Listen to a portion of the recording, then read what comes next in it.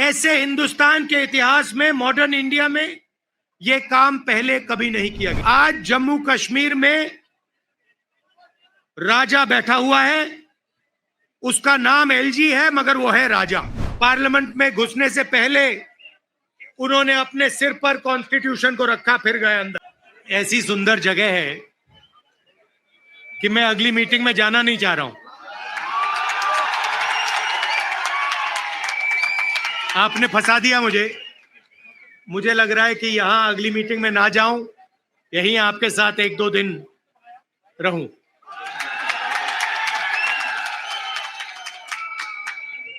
आप सबका यहां दिल से स्वागत करता हूं।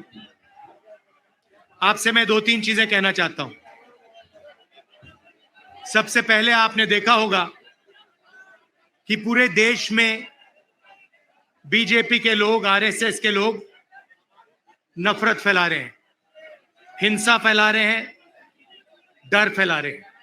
तो लड़ाई 2 विचारधाराओं के बीच में है। एक तरफ नफरत, हिंसा, डर, दूसरी तरफ मोहब्बत, रिस्पेक्ट, इज्जत। आपने देखा होगा कन्याकुमारी से कश्मीर 4000 किलोमीटर हम चले और हमने बीजेपी के खिलाफ नारा दिया, नफरत के बाजार में मोहब्बत की दुकान खोलनी है। उनका काम नफरत फैलाने का है, हमारा काम मोहब्बत फैलाने का है। वो तोड़ते हैं, हम जोड़ते हैं, और अंत में नफरत की काट मोहब्बत से ही होती है। आप सब जानते हो, नफरत को नफरत से नहीं काटा जा सकता है, नफरत को मोहब्बत से ही काटा जा सकता है, हराया जा सकता है। और आपने इस चुनाव में देखा होगा, पहले नरेंद्र मोदी जी छाती फैला के आते थे, अब नरेंद्र मोदी जी ऐसे आते हैं। पहले बड़े बड़े भाषण करते थे, इस बार पार्लियामेंट में घुसने से पहले उन्होंने अपने सिर पर कॉन्स्टिट्यूशन को रखा, फिर गए अंदर। भाइयों और बहनों, पहली बार हिंदुस्तान के इतिहास में पहली बार स्टेटहुड छीना गया है। यूनियन टेरिटरी को पहले यूनियन टेरिटरी को स्टेट बनाया गया था। स्टेट को बांटकर 2 स्टेट बनाए गए। तेलंगाना बना, छत्तीसगढ़ बना, उत्तराखंड बना, अरुणाचल को स्टेट बनाया गया। मगर पहली बार हिंदुस्तान के किसी स्टेट को रद्द करके लोगों का जो हक है वो छीना गया। पहली बार हुआ है। ऐसे हिंदुस्तान के इतिहास में, मॉडर्न इंडिया में यह काम पहले कभी नहीं किया गया। तो सबसे पहले जम्मू कश्मीर को जो स्टेटहुड है वो वापस देना है, क्योंकि आपका सिर्फ स्टेट नहीं छीना गया, आपके अधिकार, आपका धन, सारा का सारा आपसे छीना जा रहा है। 1947 में हमने राजाओं को हटाकर लोकतांत्रिक सरकार बनाई, हमने देश को कॉन्स्टिट्यूशन दिया। आज जम्मू कश्मीर में राजा बैठा हुआ है, उसका नाम एलजी है मगर वो है राजा। और जो आपका धन है आपसे छीना जा रहा है, बाहर के लोगों को दिया जा रहा है, चाहे वो आपके कॉन्ट्रैक्ट्स हो, सारा का सारा फायदा बाहर के लोगों को मिल रहा है और जम्मू कश्मीर के लोगों से छीना जा रहा है। तो हमारा पहला कदम जम्मू कश्मीर को स्टेटहुड वापस देने का होगा। हम चाहते थे कि चुनाव से पहले आपको स्टेटहुड मिले, और स्टेट बनने के बाद चुनाव हो। बीजेपी ये नहीं चाहती है और उन्होंने कहा है कि पहले चुनाव होगा और उसके बाद स्टेटहुड की बात होगी। और हम कह रहे हैं कुछ भी होगा, जम्मू कश्मीर के लोगों को स्टेटहुड हम दिलवाएंगे। बीजेपी चाहे ना चाहे, इंडिया गठबंधन इतना दबाव डालेगी कि जम्मू कश्मीर के लोगों को स्टेटहुड देना ही होगा।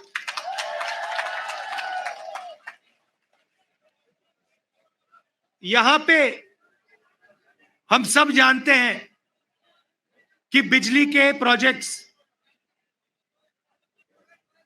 बनाए जा रहे हैं, मगर सच्चाई है कि बिजली के प्रोजेक्ट्स का फायदा आपको नहीं मिलता है। कहा गया है कि प्रोजेक्ट के 5 किलोमीटर रेडियस में आप लोगों को बिजली मिलेगी, फ्री में बिजली मिलेगी, मगर वो नहीं हो रहा है। और बिजली के प्रोजेक्ट्स का फायदा आप लोगों को मिलना चाहिए। स्टेटहुड मिलेगा, चुनाव में हम जीतेंगे तो ये काम हम आपके लिए करके देंगे।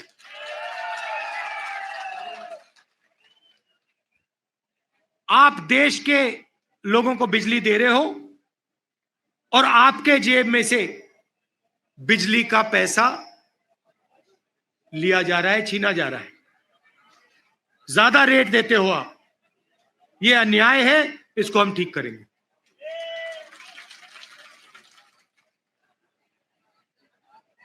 भाइयों और बहनों, पूरे देश में नरेंद्र मोदी जी ने बेरोजगारी फैलाई है। पता नहीं आपने अदानी जी का नाम सुना है? सुना है? हाँ, मोदी जी के मित्र हैं।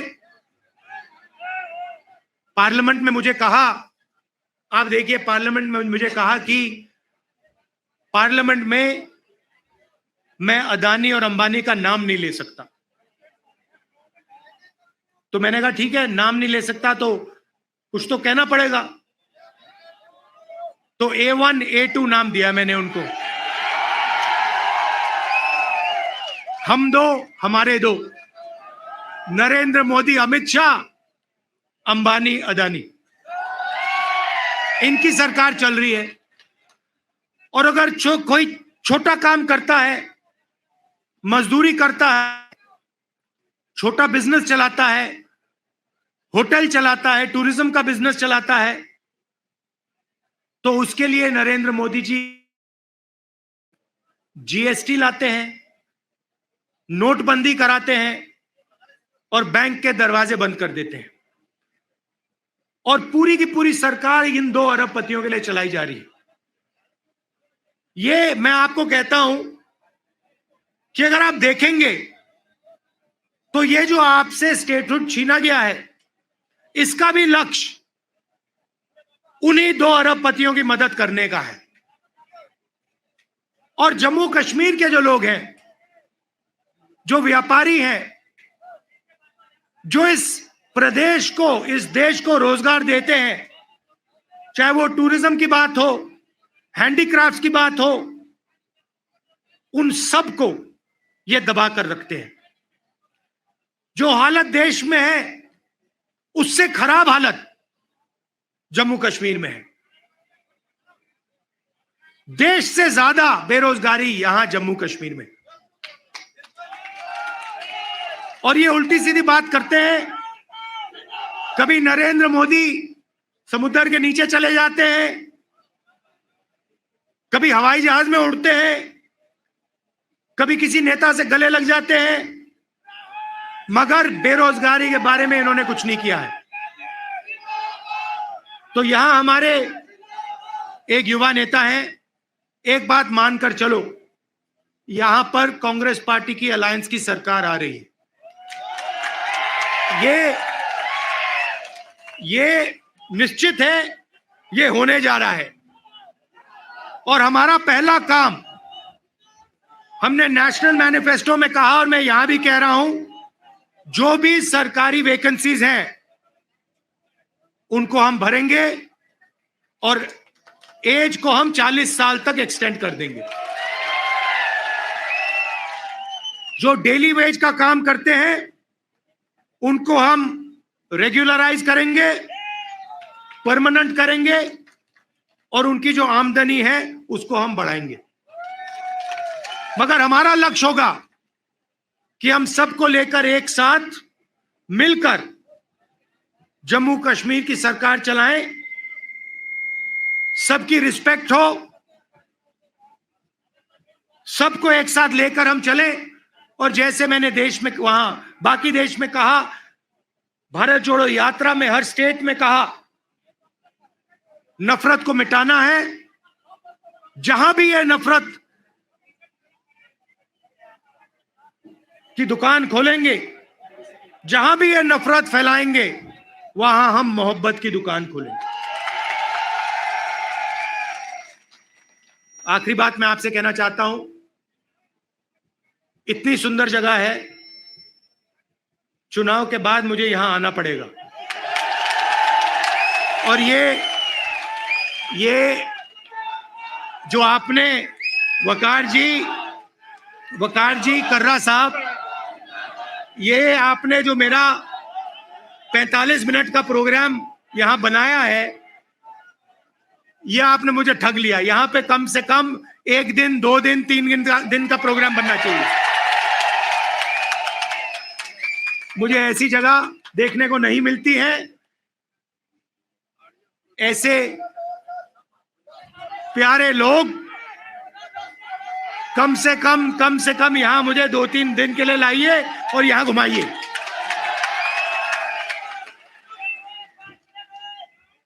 पांच मिनट, 10 मिनट, जितना चाहते हो, कोई प्रॉब्लम नहीं है। हाँ, तो आपने देखा होगा, पहले कहा कि नरेंद्र मोदी को, बीजेपी को कोई हरा नहीं सकता। नरेंद्र मोदी जी कहते हैं, भैया मेरी डायरेक्ट लाइन है, भगवान से मैं डायरेक्ट बात करता हूं। और वो भी देश की मीडिया को बोल रहे हैं। अगर कांग्रेस पार्टी का कोई आए मेरे पास, जैसे कर्रा साहब आए या वकार आए और कहें कि भैया मैं डायरेक्टली भगवान से बात करता हूं, मैं उन्हें कहूंगा भैया ऐसे करो, आप ये बात बाहर मत गलती से बोल देना, नुकसान हो जाएगा, लोग पता नहीं क्या कहेंगे। मगर नहीं, देश का प्रधानमंत्री जा सकता है, कह सकता है भैया मैं नॉन बायोलॉजिकल हूं, बाकी हिंदुस्तान बायोलॉजिकल है, बाकी हिंदुस्तान बायोलॉजिकली पैदा हुए, मैं नॉन बायोलॉजिकल हूं, मैं डायरेक्ट भगवान से बात करता हूं। और इस चुनाव में भगवान ने नरेंद्र मोदी को डायरेक्ट मैसेज दे दिया कि भैया आपको लगता है कि आप भगवान से बात करते हो, मगर भगवान आम जनता से बात करता है और भगवान आम जनता की राय को सुनकर काम करता है। तो हमने नरेंद्र मोदी को साइकोलॉजिकली उड़ा दिया है। मैं आपको बता रहा हूं, मैं पार्लियामेंट में बैठता हूं, उनके सामने पार्लियामेंट में बैठता हूं, पूरी कॉन्फिडेंस गायब हो गई उनकी। इंडिया गठबंधन खड़ा हो गया, एक साथ मिलकर हम लड़े, पूरी की पूरी कॉन्फिडेंस हिंदुस्तान के प्रधानमंत्री की गायब हो गई है। आप मुझे बताओ, आप देखो, उन्होंने पहले कहा कि जाति जनगणना नहीं होगा, हमने कहा जाति जनगणना होगा। अब आरएसएस के लोग कह रहे हैं भैया जाति जनगणना सही बात है। फिर वो उन्होंने कहा कि हम लैटरल एंट्री से बाहर के लोगों को सरकार में लाना चाहते हैं। हमने कहा ऐसे नहीं होगा। पार्लियामेंट में बात उठाई, थोड़ा सा दबाव डाला, बीजेपी के लोग कहते हैं नहीं भैया लैटरल एंट्री नहीं होगी। तो अब एक बात समझ लो, अब नरेंद्र मोदी हिंदुस्तान की जनता से डरते हैं। और अब बस थोड़ा सा समय बचा है, नरेंद्र मोदी, बीजेपी, इनको हम सरकार से हटा देंगे।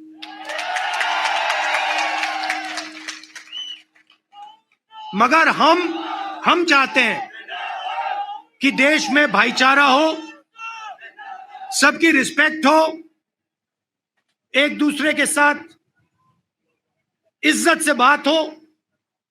जो कमजोर लोग हैं, चाहे वो किसान हैं, मजदूर हैं, छोटा बिजनेस चलाने वाले लोग हैं, उनको लगे कि इस देश में हमारी भी भागीदारी है, बैंक के दरवाजे हमारे लिए खुले हैं, कर्जा माफ हमारा भी होता है, और सिर्फ देश 2-3 लोगों के लिए नहीं चलता है।